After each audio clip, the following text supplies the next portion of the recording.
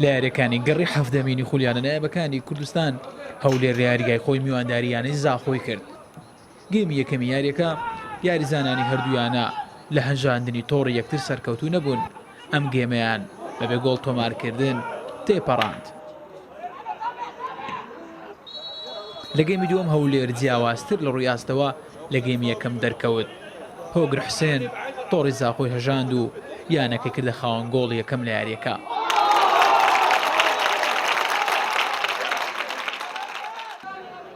لەم هێرشە زاخۆ نزیک بوو بە سوودوەرگرتن لە هەڵەیەکی هێلی بەرگری هەولێر ئەنجامەکە هاوسەنگ بکاتەوە، بەڵام گۆڵ پارێزەکەی هەولێر هەڵەکەی بەرگریکارانی ڕاست کردەوە.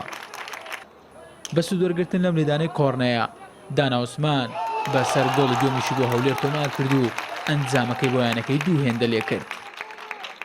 لە دوای ئەم گۆڵە زاخۆ بەردەوام لە هەوڵی کەمکردنەوەی جیاوازەکە بوون، بەڵام گۆڵ پارێز و بەرگری هەولێر وەڵامی هێرشەکانی زاخۆیان دەداوە. دوازاری ژارێکە بە دوو گۆڵی بێ بەرامبەر لە بەرژەوەندی هەولێر کۆتایی پێهات.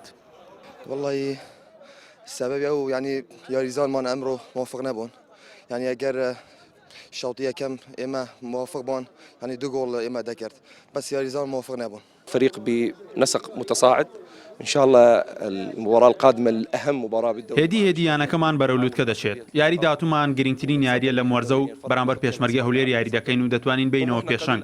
ئێستا تەنیا دوو خاڵ لە پێشەنگ دوورین. سەرەتا ویستمان هەبوو یانەیەکی باش پێک بێنین، بەڵام ئێستا ویستمان زیاترە.